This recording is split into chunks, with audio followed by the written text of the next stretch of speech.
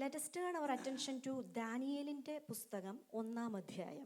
ഞാൻ അതിൻ്റെ 8-9 വാക്യങ്ങൾ ഒന്ന് വായിക്കാം. എന്നിട്ട് അതിൻ്റെ താഴോട്ടുള്ള 1-2 വാക്യങ്ങളോട് ഒന്ന് കാണിച്ചു തരാം. ദാനിയേൽ ചാപ്റ്റർ 1 വേഴ്സസ് 8 ഞാൻ ആദ്യം വായിക്കുന്നു, ശ്രദ്ധിക്കുക. എന്നാൽ രാജാവിൻ്റെ ഭോജനം കൊണ്ടും അവൻ കുടിക്കുന്ന വീഞ്ഞുകൊണ്ടും തന്നെ താൻ അശുദ്ധമാക്കിയില്ല എന്ന് ദാനിയേൽ ഹൃദയത്തിൽ നിശ്ചയിച്ചു. തനിക്ക് അശുദ്ധി ഭവിക്കുവാൻ ഇടവരുത്തരുതെന്ന് ഷണ്ഡാധിപനോട് അപേക്ഷിച്ചു. ദൈവം ദാനിയേലിന് ഷണ്ഡാധിപൻ്റെ മുമ്പിൽ ദയയും കരുണയും ലഭിക്കുവാൻ ഇടയായി. 11 and 12. ദാനിയേലോ ഷണ്ഡാധിപൻ ദാനിയേലിനും ഹനന്യാവിനും മിശായേലിനും അസറിയാവിനും വിചാരകനായി നിയമിച്ചിരുന്ന മെൽസറിനോട് അടിയങ്ങളെ 10 ദിവസം പരീക്ഷിച്ചു നോക്കിയാലും അവർ ഞങ്ങൾക്ക് തിന്നുവാൻ ശാഖപദാർത്ഥവും കുടിക്കുവാൻ പച്ചവെള്ളവും തന്നു നോക്കട്ടെ. അതിൻ്റെ ശേഷം ഞങ്ങളുടെ മുഖവും രാജഭോജനം കഴിക്കുന്ന ബാലന്മാരുടെ മുഖവും തമ്മിൽ നീ ഒത്തുനോക്കുക, പിന്നെ കാണുന്നത് പോലെ അടിയങ്ങളോട് ചെയ്തു കൊള്ളുക എന്ന് പറഞ്ഞു. Verse 8 you can read in English. But Daniel made up his mind that he would not defile himself with the king's choice food or with the wine which he drank. So he sought permission from the commander of the officials that he might not defile himself. ഈ 1-ാം അധ്യായം ദാനിയേലിൻ്റെ ആ പ്രവചനത്തിന് ഒരു ഇൻട്രൊഡക്ഷനാണ്. ഇതിൻ്റെ 1-ാമത്തെ അധ്യായം. First chapter is an introduction of Daniel's prophecy. നന്നായിട്ട് ശ്രദ്ധിച്ച് കേൾക്കണം. വളരെ സീരിയസ് ആയിട്ടുള്ള ഒരു കാര്യം ഇന്ന് ഞാൻ കൺവേ ചെയ്യാനായിട്ട് കർത്താവ് ശരണപ്പെടുകയാണ്. I would like to invite all of your undivided attention because I am going to deliver a very serious matter from the words which we read just now. നമ്മൾ ജീവിക്കുന്ന ലോകം എന്നുള്ളത് ഒരു കോംപ്രമൈസിങ് വേൾഡ് ആണ്. നമ്മളൊക്കെ ആണെങ്കിലും എല്ലാ കാര്യത്തിലും കോംപ്രമൈസ്, ഈവൻ സ്പിരിച്വാലിറ്റിയിലാണെങ്കിൽ നമ്മൾ എവർ റെഡി ആയിട്ട് കോംപ്രമൈസ് ചെയ്യാൻ തയ്യാറായിട്ടിരിക്കുകയാണ്. We are living in a world with full of compromises. Even for the spiritual world also we are ready to compromise anything and everything at any point of time. ഈ Daniel എന്ന് പറയുന്ന ഈ ഭക്തൻ ഒരു compromising വേൾഡിൽ എങ്ങനെയാണ് ഒരു uncompromising life നയിച്ചത് എന്നതാണ് 1-ാം അധ്യായത്തിനകത്തെ തീം വിഷയം. The theme of chapter is in an uncompromised world how Daniel lived a life without any compromise. നമ്മൾ ഈ ഡാനിയേലിനെ പറ്റിയൊക്കെ ഈ കാർട്ടൂണിലോ അല്ലെങ്കിൽ TV ഷോയിലോ ബുക്കിനകത്തൊക്കെ വായിക്കുമ്പോൾ ഞാൻ കണ്ടേക്കുന്ന ഡാനിയേൽ വലിയ ബിയേർഡൊക്കെ ഉള്ള ഒരു ഡാനിയേലാണ്. Whenever we see in cartoons or in any other books, we are seeing some other picturist, actually they drew a picture of Daniel with a long beard. പക്ഷേ 1-ാം അധ്യായമൊക്കെ വായിച്ച് അതിൻ്റെ ഒടുവിലേക്കൊക്കെ വരുമ്പോൾ നമുക്കറിയാം ഡാനിയേൽ ഒരു ടീനേജർ ആയിരുന്നു എന്നതാണ് സത്യം. But when we go through chapter 1 and towards the end we came to know that when Daniel came to the land of Babylon he was a teenager. ഞാൻ അതിൻ്റെ കണക്കൊക്കെ നോക്കിയപ്പോൾ എങ്ങനെ പോയാലും ഒരു 15 to 17 ഇയേഴ്സേ ഉള്ളൂ. When I calculated the years, I got an idea that almost 15 to 16 years of old when Daniel was in the kingdom of Babylon. നമ്മൾ ഈ ഡാനിയേലിന്റെ പിക്ചർ പലയിടത്തും കണ്ടേക്കുന്നത് സിംഹക്കുഴിയിൽ വീണേക്കുന്ന ഒരു പ്രായമുള്ള ഡാനിയേലിനെയാണ് അല്ലേ? അതോ ഞാൻ മാത്രം അങ്ങനെയൊക്കെ കണ്ടിട്ടുള്ളൂ? Usually we are seeing a portrait. Whenever we hear about Daniel the prophet, we are seeing a picture with a long beard and he was in the lion's den. അത്രയും പ്രായമൊന്നും ഇല്ലായിരുന്നു, ഒരു കൊച്ചു പയ്യനായിരുന്നു. But he was not that of a old man, but he was a teenage boy. അവിടെയാണ് ഈ വാക്യത്തിന്റെ പ്രസക്തി ഇരിക്കുന്നത്. ആ ടീനേജിലുള്ള ഒരു ജൂവിഷ് പയ്യൻ എടുക്കുന്ന ഡിസിഷനാണ് 1-8. That is the theme.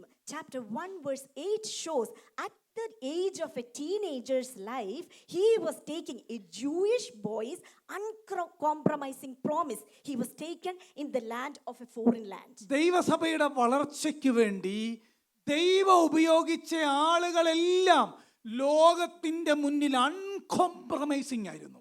Whoever God used for the purpose of his own purpose, they all were uncompromising. ഞാൻ എപ്പോഴും പറയുന്നൊരു പേരാണല്ലോ മാർട്ടിൻ ലൂതർ. ഒരു ഒരു ഒരു ഹ്യൂജ് സാമ്രാജ്യത്തെ വിറപ്പിച്ച ഒരു മനുഷ്യൻ തന്നോടൊരിക്കൽ അന്നത്തെ ചാൾസ് അഞ്ചാമൻ രാജാവ് പറഞ്ഞു, നിന്റെ എല്ലാ നോട്ടും കത്തിച്ച് കളയണം, നിന്റെ എല്ലാ തിയോളജിയും നീ റീകൗണ്ട് ചെയ്യണമെന്ന് പറഞ്ഞപ്പം ഡാനിയേൽ പറഞ്ഞ കാര്യമാണ്, I cannot and I will not. ഒരു അൺകോംപ്രമൈസിങ് മാനായിരുന്നു Martin Luther. When Charles V asked Martin Luther, burn all your doctrines and theology, at that time Martin Luther stood firm without a compromise. John ഹസിനെ പറ്റി ഞാൻ പറഞ്ഞിട്ടുണ്ടല്ലോ, uncompromising ആയിരുന്നു എതിരാളികളുടെ മുന്നിൽ. Another person, John Huss, he stood with an uncompromising promise against his opposition. നമുക്ക് ഇംഗ്ലീഷിലേക്ക് Bible translate ചെയ്യുന്ന വില്യം ടെൻഡയിൽ തീക്കകത്തുരുകുമ്പോഴും അൺകോംപ്രമൈസിംഗ് ആയിരുന്നു. The Bible translator, the great one, William Tyndale, when he was burned in the fire, he stood still as an uncompromising man. ഇവരുടെ എല്ലാം പ്രായം എത്രയാണെന്നറിയാമോ? Martin ലൂതറിന്റെ, William ടെൻഡെയിലിന്റെ, John ഹസിന്റെ below 40 ആയിരുന്നു എല്ലാവരും. During all those time, Martin Luther, William Tyndale, John Huss, all of them were under the age of 40. നിങ്ങൾ സഭ സ്കോട്ട്ലൻഡിൽ വളർന്നത് നോക്കിയാൽ ഒന്ന് രണ്ട് പേര് നിങ്ങൾക്ക് ജോൺ നോക്സ് എന്നൊരു പേര് കിട്ടും. അതുപോലെ ഒരു ഒരു ഒരു ഒരു അനുഗ്രഹിക്കപ്പെട്ട പ്രീച്ചർ ഉണ്ടായിരുന്നു, റിച്ചാർഡ് കാമറോൺ എന്ന ഒരു അനുഗ്രഹിക്കപ്പെട്ട പ്രസംഗകൻ സ്കോട്ട്ലൻഡിലുണ്ടായിരുന്നു. When we look back the revival in the Scotland, we can see John Knox and also Richard Cameron. അദ്ദേഹത്തോട് ഇനിയും പ്രീച്ച് ചെയ്യരുത് എന്ന് അവിടുത്തെ രാജാവ് ആവശ്യപ്പെട്ടു. The Richard Cameron, that person was asked, do not preach any more gospel. പക്ഷേ അദ്ദേഹം പറഞ്ഞു, നോ, ജീവനുള്ളിടത്തോളം ഞാൻ ട്രൂ ഗോസ്പൽ പ്രസംഗിക്കും എന്ന് അദ്ദേഹം റിപ്ലൈ കൊടുത്തു. Then his reply was, no, I will not compromise. As long as I live, I will preach the gospel. അന്നത്തെ ചർച്ച അവിടുത്തെ രാജാവിനെ സഭയുടെ തലയാക്കി. That church at that time made the king as the chief or the top person in the church. Richard കാമറോന്റെ പ്രസംഗം, no, Christ is the head of the church. At that time Richard Cameron replied, no, the king is not the head of the church, Christ is the head of the church. ആ സ്കോട്ട്ലൻഡിന്റെ തെരുവുകളിൽ നിന്ന് അദ്ദേഹം അത് പ്രസംഗിക്കാനായിട്ട് തുടങ്ങി. ആരുമില്ല കൂടെ. He started to preach in the streets of Scotland. There was none to accompany him, but still he preached, Christ is the head of the church. തന്നോട് recount ചെയ്യാനായിട്ട് പറഞ്ഞപ്പം നോ എന്നാണ് റിച്ചാർഡ് കാമറോൺ പറഞ്ഞത്. When he was asked to recount his faith, his answer was a firm no. ഒരു ദിവസം Richard കാമറോന്റെ പിതാവ് താമസിക്കുന്ന ഡോറിൽ ആരോ വന്ന് നോക്ക് ചെയ്തു. One time where Richard Cameron was residing, someone knocked at the door. അദ്ദേഹത്തിന്റെ ഫാദറിന്റെ വീട്ടിൽ. And in his father's house, someone came and knocked at his door. ഒരു ഫാദർ ഡോർ തുറന്നപ്പം ഒരു ബോക്സ് മുന്നിൽ വെച്ചേക്കാണ്. When Richard Cameron's father opened the door, he saw a box was sitting there. ആ box തുറന്നപ്പം Richard കാമറന്റെ തലയും കൈയും കണ്ടിച്ച് ഇംഗ്ലണ്ടിലെ king കൊണ്ട് വെച്ചേക്കുമായിരുന്നത് സ്കോട്ട്ലൻഡിലെ. The Scotland's king actually beheaded John Cameron, and he put his head and his body parts in that box and put in his father's house of front. പ്രായമുള്ള പിതാവ് പറഞ്ഞ വാക്യം ഇതാണ്, the Lord gives, the Lord take away, blessed be the name of the Lord. അങ്ങനെ uncompromising ആയിട്ട് ദൈവത്തെ സേവിച്ച വിശുദ്ധന്മാർ സൂക്ഷിച്ച ഫെയ്ത്ത് ആണ് നമ്മുടെ കയ്യിലുള്ളത്. Amen. At that time his father's answer was like Job replied, God gave, God took away, may his name be glorified. Such type of uncompromising faithful servants were the beginners of this Christianity. ഞാൻ ഈ സന്ദേശത്തിന്റെ ആഴങ്ങളിലേക്ക് ഈ ദിവസങ്ങളിൽ ഇറങ്ങുമ്പോൾ ഒരു കാര്യം പറഞ്ഞു പോകാം. നമ്മുടെ അകത്തെ മനുഷ്യനോട് പറഞ്ഞേക്കണം, ആത്മീയ കാര്യത്തിൽ ഒരു കാരണവശാലും കോംപ്രമൈസിങ് പാടില്ല. ഒറ്റയ്ക്ക് നിൽക്കേണ്ടി വന്നാലും ജോൺ നോക്സ് പറഞ്ഞത് എന്തറിയാമോ? Christ plus me is majority എന്നാണ് പറഞ്ഞത്. Amen. So I would like to encourage you all, as long as you live on this earth, whenever there is something happens, even if you want to stand alone, Christ with you alone is the majority. ഞാൻ personally നിങ്ങളോട് ഇടയ്ക്കൊക്കെ പറഞ്ഞിട്ടുള്ള കാര്യമാണ്. ചിലപ്പോഴൊക്കെ എൻ്റെ മനസ്സിൽ തോന്നിയിട്ടുണ്ട്, ഒരു ഇച്ചിരി മായമൊക്കെ കലർത്തി പ്രസംഗിച്ചാൽ എന്താ കുഴപ്പം എന്ന് ഞാൻ എന്നോട് തന്നെ പലപ്പോഴും ചോദിച്ചിട്ടുണ്ട്. ചില യോഗത്തിനൊക്കെ പോകുമ്പം എനിക്ക് മുമ്പ് ശേഷവും പ്രസംഗിക്കുന്നവരൊക്കെ ദൈവവചനത്തോട് യാതൊരു ബന്ധമില്ലാതെ ജനത്തിൻ്റെ ഇമോഷണൽ മേഖല ഇങ്ങനെ വെറുതെ കളിപ്പിക്കുന്നത് കാണുമ്പോൾ എൻ്റെ ഹൃദയം കരയാറുണ്ട്. എങ്കിലും ഞാൻ ദൈവത്തോട് തിരിച്ചു വന്ന് പ്രാർത്ഥിക്കാൻ നേരത്ത് പറയും, നോ, ഒറ്റയ്ക്ക് നിൽക്കേണ്ടി വന്നാലും until my last breath I will preach the true gospel. Many a times I felt how, why don't I add up something to the word of God and the truth of the word? But God always said to me, do not do that. And I always took a decision. I am not going to compromise this worldly life. ഞാൻ all ബൈബിളിൽ നിന്ന് ഈ compromise ചെയ്ത കുറച്ച് പേരുടെ list പെട്ടെന്ന് അവരുടെ നഷ്ടം എന്ന് പറഞ്ഞിട്ട് 1:8 വേഗം വരാം. I would like to mention throughout the whole Bible, whoever compromised their holiness or faith, what they lost. I would like to give you a summary. ശ്രദ്ധിച്ച് കേട്ടോണം. നമ്മൾ ഒരു കാരണവശാലും ആള് കുറവാണേലും കോംപ്രമൈസ് നമുക്കില്ല ആത്മീയ കാര്യത്തിൽ. ശ്രദ്ധിച്ചോണം. So listen, in the matter of spiritual things, do not ever compromise, even though you are all alone. Adam compromised God's law, followed his wife's sin and lost paradise. Adam പാപം ചെയ്തു, അവൻ പർദീസ് നഷ്ടപ്പെടേണ്ടി വന്നു. Adam compromise ചെയ്ത് നിങ്ങൾ കണ്ടോ? ആദാമിന്റെ compromise നമുക്ക് അറിയാം. Abraham compromised the truth and lied about Sarah and nearly lost his wife. സാറയ്ക്ക് വേണ്ടി രാജാവിന്റെ മുന്നിൽ അബ്രഹാം കോംപ്രമൈസ് ചെയ്തു. വായിക്കുന്നില്ലേ? ആമേൻ, ഹല്ലേലൂയ. ഭാര്യ നഷ്ടപ്പെടേണ്ടതായിരുന്നു, പക്ഷെ ദൈവം കരുണ കാണിച്ചു, ഒരു പ്രോമിസ്ഡ് സന്തതി വരേണ്ടതിന് വേണ്ടി. Right? Amen, hallelujah. Sarah compromised God's word, sent Abraham to Hagar, who bore Ishmael and lost the peace in the Middle East ever since. ആമേൻ. ശരിയാണോ ഞാൻ പറഞ്ഞ കാര്യം? ആമേൻ, സ്തോത്രം. സാറയുടെ വാക്ക് കേട്ട് അബ്രഹാം പോയതുകൊണ്ടാണ് ഇന്നും മിഡിൽ ഈസ്റ്റ് കത്താനായിട്ടുള്ള കാര്യം. Compromise. Hallelujah. Esau compromised for a meal with Jacob and lost his birthright. Amen. Saul compromised the divine word, kept the animal and lost the royal seed. Amen, hallelujah.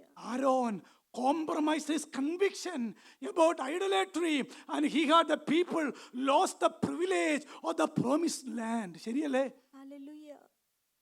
Samson compromised right devotion as a Nazarene with Delilah, lost his strength, lost his eyes and lost his life. Hallelujah. സ്തോത്രം, സ്തോത്രം, സ്തോത്രം. നമ്മൾ serious ആയിട്ട് കാണുന്നുണ്ടോ ഇതിനെയൊക്കെ? Hallelujah. Israel compromised the command of the Lord and lived in sin, and when fighting with the Philistines lost God. ആമേൻ, സ്തോത്രം, സ്തോത്രം, സ്തോത്രം. ദാവീദ് കോംപ്രമൈസ് ചെയ്തു. ആമേൻ.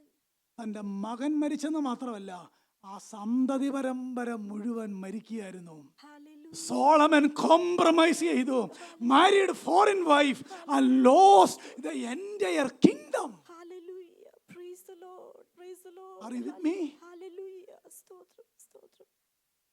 ആഹാബ് കോംപ്രമൈസ് ചെയ്തു, Amen. married Jezebel Amen. and lost their homeland. Amen. Hallelujah. Israel compromised the law of the Lord, entered to sin and idolatry, lost their entire kingdom. Amen.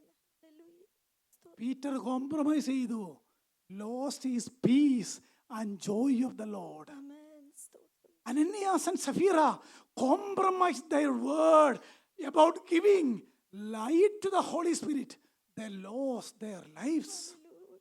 Hallelujah. Judas compromised his opportunity and supposed love for Christ for 30 pieces of silver and forever lost his soul in Sheol. Hallelujah. Stotram. Stotram. ക്രിസ്തീയ ജീവിതം all Bible എടുത്താൽ Amen. Compromise ചെയ്തവരെ കൊണ്ട് നഷ്ടം വന്നവരുടെയും അവരെ കൊണ്ട് കുടുംബത്തിന് നഷ്ടം വന്നവരെയും അവരെ കൊണ്ട് ഇസ്രായേൽ സഭയ്ക്ക് നഷ്ടം വന്നവരെയും അവരെ കൊണ്ട് എൻ്റെ രാജ്യം നശിച്ച ഒരു വലിയൊരു പാറ്റേൺ നമുക്ക് വായിച്ച് മനസ്സിലാക്കി അതിൽ പെടാതിരിക്കാൻ ആത്മാവ് എഴുതി നൽകിയേക്കുകയാണ്. അങ്ങനെയുള്ള തലമുറയുടെ നടുവിലാണ് 17 വയസ്സുള്ളൊരു പയ്യൻ, I never defile myself with the food of kings. Throughout the history of Bible, like the book of Bible gives us a lot of examples of people who compromised and whatever they lost, even for their family and for their throughout their life, their losses are clearly recorded whenever they compromised. So be aware.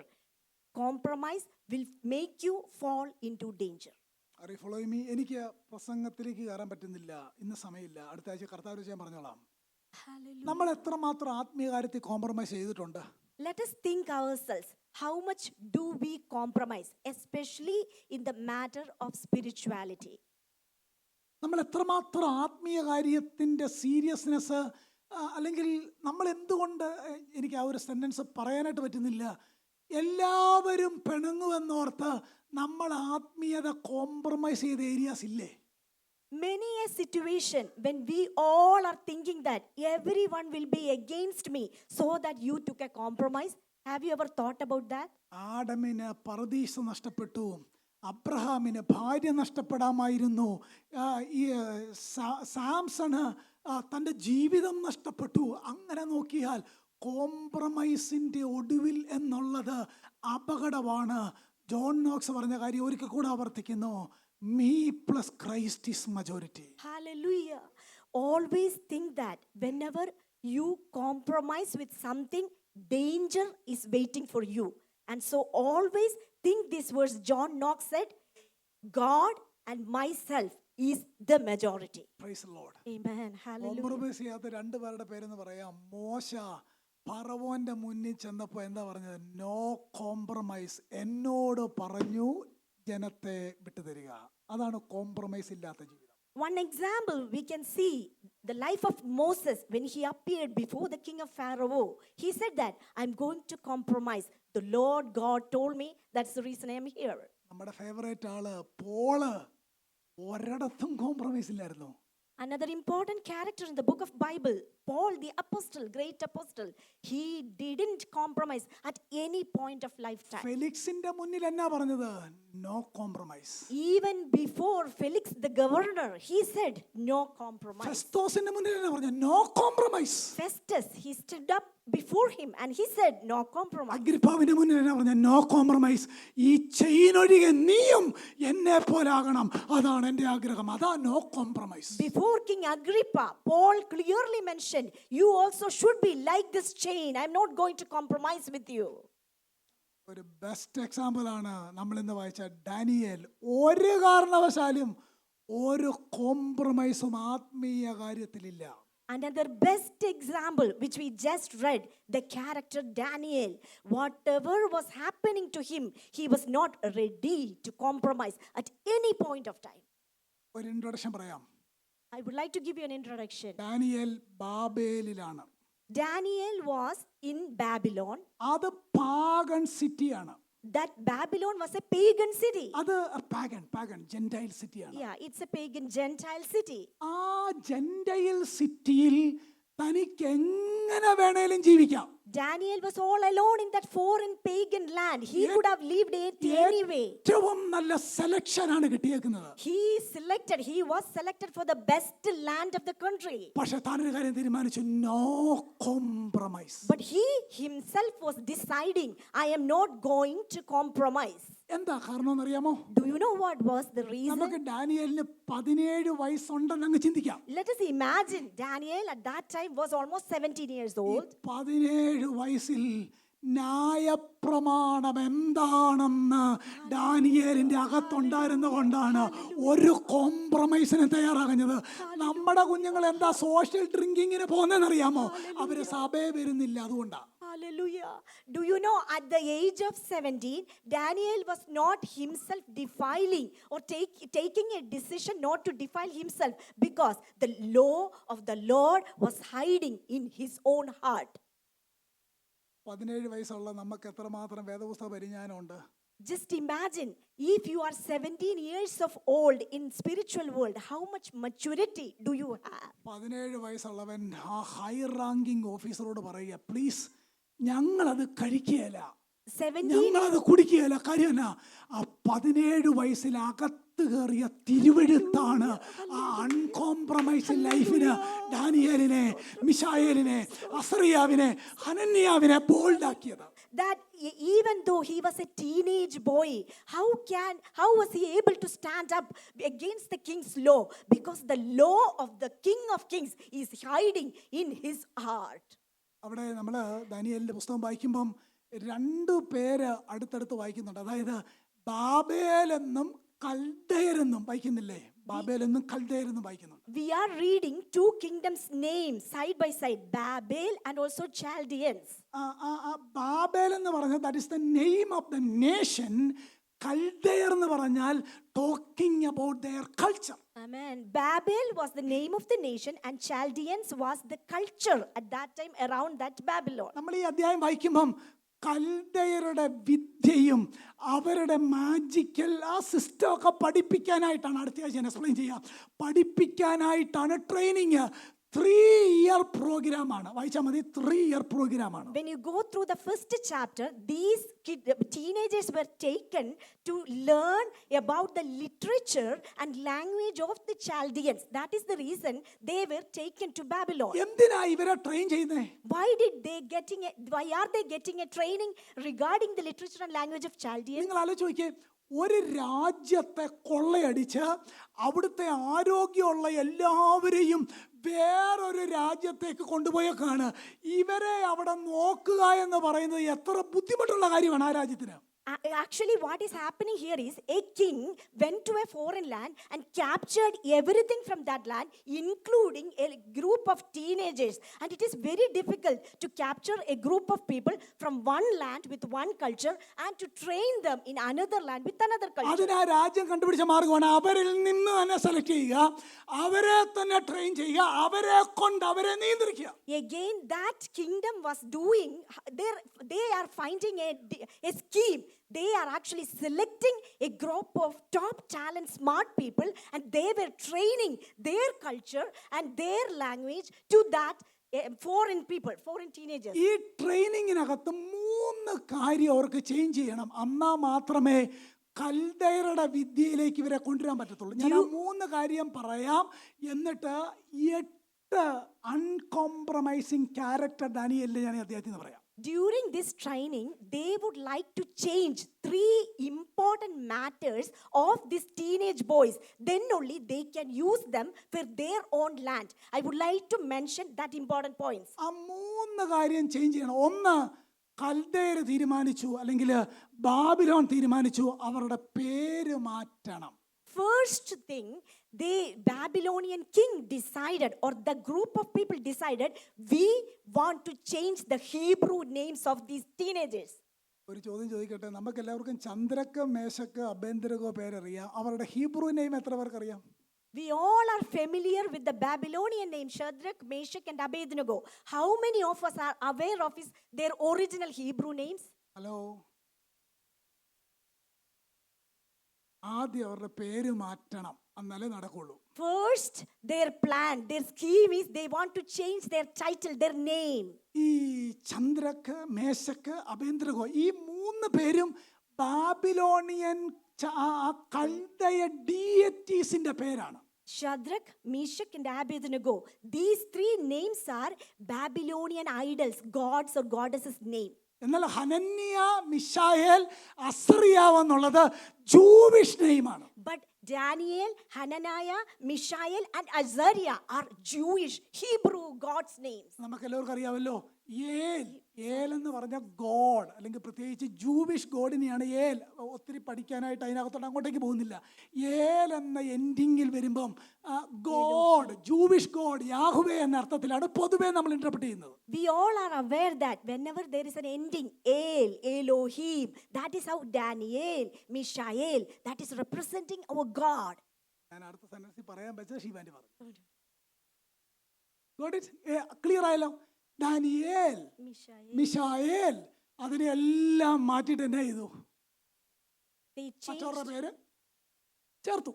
Daniel and Mishael, Hebrew, God-fearing names. They changed their name to Belshazzar, Mishael to Meshach, Baal God, gods and goddesses of the Babylonians. Yes.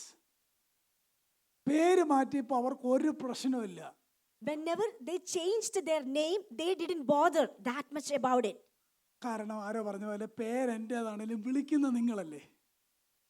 Someone said that even though name is mine, but someone else is using or mentioning that name. ഈ ആരോ ഒരാൾ ഒരു ദിവസം പറഞ്ഞ പോലെ സ്വർഗത്തിൽ ചെല്ലുമ്പോൾ കർത്താവിനെ വിളിക്കാൻ കൊള്ളാവുന്ന എല്ലാ പേരും കിടന്നോട്ടെന്ന് ഒരാൾ പറഞ്ഞു. One person mentioned that whenever we go to heaven, let God also easy to call us. So every name.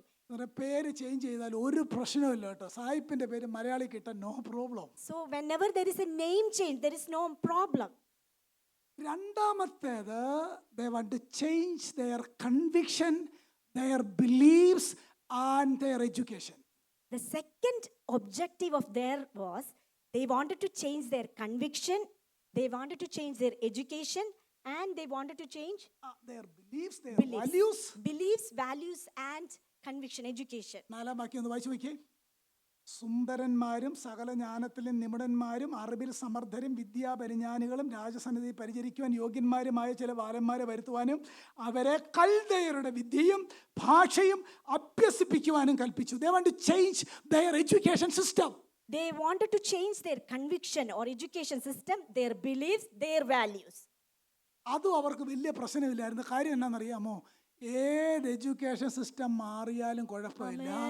They already have what is the law of God. That also didn't affect them because no matter what the education changes, they were hiding the law of the Lord in their heart. കാരണം അവരുടെ ഹൃദയത്തിൽ ന്യായപ്രമാണം ഉള്ളിടത്തോളം കാലം ഏത് foreign എഡ്യൂക്കേഷന് പോയാലും ഒരിക്കലും അത് അവരെ അഫക്റ്റ് ചെയ്യില്ല. Whatever they learn, whatever the educational systems change, since they were hiding the law of the Lord, they will not sin against God. അതുകൊണ്ട് നമ്മുടെ കുഞ്ഞുങ്ങള് ഏത് ഡിപ്പാർട്ട്മെന്റും പഠിച്ചോട്ടെ, അതിനു മുമ്പ് നമുക്കൊരു ഉറപ്പുണ്ടായിരിക്കണം. അവർക്ക് ദൈവവചനം അറിയാം, അവർ രക്ഷിക്കപ്പെട്ടവരാണ്, അവരുടെ അടുത്ത് കർത്താവുണ്ട്. അതുകൊണ്ട് അവരെ എഡ്യൂക്കേഷൻ സിസ്റ്റത്തിന് പൊല്യൂട്ട് ചെയ്യാൻ പറ്റുകയില്ല. ദാനിയേലും ഹനനിയായും മിശയായാലും അസ്രയാവും തീരുമാനിച്ചു, ഒരു പ്രശ്നവും പേര് മാറ്റിയാലും ഇല്ല.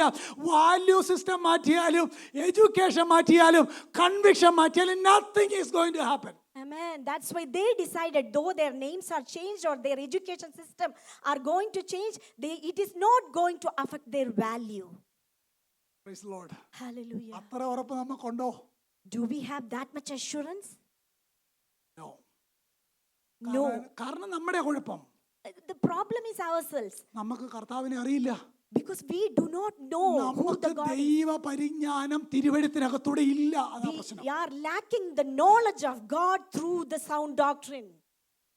പേര് മാറ്റി, എഡ്യൂക്കേഷൻ സിസ്റ്റം മാറ്റി, അവർക്കൊരു പ്രശ്നമില്ല. 17 വയസ്സുള്ളെന്ന് ഓർത്തോണേ. Third, They changed their name, they changed their educational system, but they didn't bother at all through the changes. മൂന്നാമത്തേതാണ് പ്രശ്നമുള്ളത്. They want to change their lifestyle. The third thing, they were liking and they were forcing to change their lifestyle. കൽദയരുടെ culture പഠിക്കണം. They are introducing Chaldeans culture. അവരുടെ food കഴിക്കണം. They were inviting to eat the food of the അവരുടെ Chaldeans. Wine കുടിക്കണം. They were invited to drink the wine of Chaldeans. These four men accepted first two. These four men accepted first two. ഈ 4 പേരും ആദ്യത്തെ 2 കാര്യം ചെയ്തു. മൂന്നാമത്തേതിന് അവര് ബ്ലേറ്റന്റ് ആയിട്ട് പറഞ്ഞു no. The third one, they blatantly replied, no, we are not going to do that. നമ്മള് പേര് മാറിക്കോട്ടെ, ഒരു പ്രശ്നമില്ല. Oh, even though our name got changed or some people call in another name, it doesn't matter. Education എന്തു ആയിക്കോട്ടെ, കാര്യം അത് മനസ്സിലാക്കി നമുക്ക് ജീസസിനെ പറയാമല്ലോ. Even though educational system or education's change, it doesn't bother or it does not affect our spirituality. പക്ഷേ life സ്റ്റൈലിന്റെ കാര്യം വന്നപ്പം they blatantly refused it. But when their lifestyle, it was whenever they were asked to compromise their lifestyle, they blatantly replied, no. കാരണം എന്താണെന്നറിയാമോ? പേര് മാറ്റിക്കോട്ടെ, പക്ഷെ ഹൃദയം മാറ്റാനായിട്ട് പറ്റിയല്ല. Hallelujah. Name can be changed, but heart cannot be changed. എന്നെ കേൾക്കുന്ന യങ്സ്റ്റേഴ്സിനോട് ഞാൻ പറയാം, എന്തും പഠിച്ചോ, കുഴപ്പമില്ല. Hallelujah. ഏത് പേരും നിങ്ങൾ ഗസറ്റിൽ കൊടുത്ത് മാറ്റിക്കോ, നോ പ്രോബ്ലം. പക്ഷെ ലൈഫ് സ്റ്റൈല് മാറ്റരുത്. കൽദയരുടെ കൾച്ചർ നമുക്ക് പറ്റിയല്ല. So, no matter what you are going to learn or wherever you are going to learn something, but always think that do not ever compromise with the lifestyle of Chaldean. ഒരുവന്റെ culture എപ്പോഴാണ് ആദ്യം മാറുന്നതെന്ന് അറിയാമോ? Do you know when a person's culture change first? Social ഗ്യാതറിംഗിൽ നമ്മളെ accept ചെയ്യണമെങ്കിൽ, എന്നോട് പല പിള്ളേരും പറഞ്ഞിട്ടുള്ളതാ, അക്സെപ്റ്റ് ചെയ്യണമെങ്കിൽ ആദ്യം അല്പം കുടിക്കണം, റൈറ്റ്? Many അല്ലെങ്കിൽ നമ്മളല്ലെങ്കിൽ അവരുടെ കമ്പനിയിൽ ഇല്ല. ആ ക്രൈസിസിലൂടെ പോയിട്ടുള്ളവരാണല്ലോ ഇവിടെ ഇരിക്കുന്ന പലരും. Many people are left behind when they were attending some social gathering. If they didn't partake with them, especially with drinking or some other kind of activities, at that time we may feel left behind. Praise the Lord. ഞാൻ അടുത്ത ആഴ്ച ബാക്കി explain ചെയ്യാം. നമ്മളൊക്കെ എന്നോട് ഒത്തിരി പേര് ചോദിച്ചിട്ടുള്ള ചോദ്യമാണ്, വീഞ്ഞു കുടിക്കാവോ? അടുത്ത ആഴ്ച ഈഗറായിട്ട് പോരാ, ഞാൻ തിരുവനന്തപുരത്ത് എക്സ്പ്ലെയിൻ ചെയ്തേക്കാം. So many people usually ask നമ്മുടെ me. തിമോത്തിയോട് പോള് പറഞ്ഞായിരുന്നല്ലോ ഇച്ചിര. അവിടെ എല്ലാവരും റീഡ് ചെയ്യുന്ന പോലെ അല്ല, ഞാനൊരു അല്പം ഓപ്പോസിറ്റായിട്ട് റീഡ് ചെയ്തു. പുള്ളിക്ക് അസുഖമായിരുന്നെന്ന് നമുക്കറിയാം. പോള് പറയുന്നിടം വരെ അത് തിമോത്തി തൊടത്ത് പോലും ഇല്ലായിരുന്നു. അങ്ങനെങ്കിൽ ഏതാ നമ്മൾ ഫോളോ ചെയ്യേണ്ടത്? തിമോത്തിയുടെ ലൈഫ് സ്റ്റൈൽ. Hallelujah. ഞാൻ ആ ഓപ്പോസിറ്റ് റീഡ് ചെയ്ത് മനസ്സിലായോ?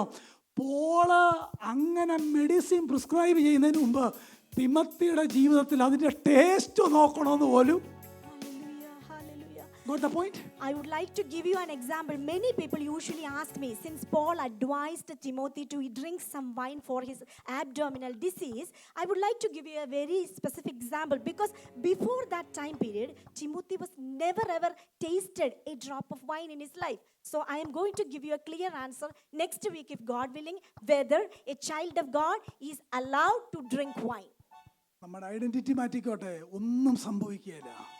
നമ്മുടെ കണ്ടീഷൻ, ബിലീഫ്, എഡ്യൂക്കേഷൻ മാറ്റിക്കോട്ടെ, we already know what is holy word. ഒന്നും സംഭവിക്കുകയില്ല. പക്ഷെ ലൈഫ് സ്റ്റൈല് മാറ്റാനായിട്ട് വരുമ്പം കൽദയരോട് പറയണം no.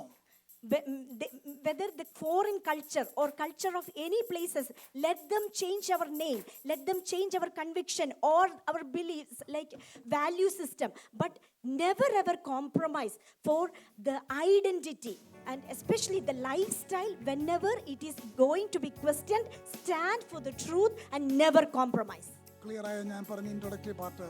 I believe you are clear. The introductory part I just shared. Uncompromising life in the world, in a compromising world. Amen. Hallelujah. വിട്ടുവീഴ്ച ചെയ്യാത്ത ഒരു ജീവിതം വിട്ടുവീഴ്ചകളുടെ ലോകത്തിൽ ജീവിക്കുമ്പോൾ. Praise the Lord. കർത്താവിനെ വെച്ച് ഞാൻ അടുത്ത ആഴ്ച കണ്ടിന്യൂ ചെയ്യാം. ദൈവനാമം വാഴ്ത്തപ്പെടട്ടെ. ഇരുന്നിട്ട് ഒരു പാട്ട് പാടി കർത്താവിനെ മുഖത്തപ്പെടുത്താം.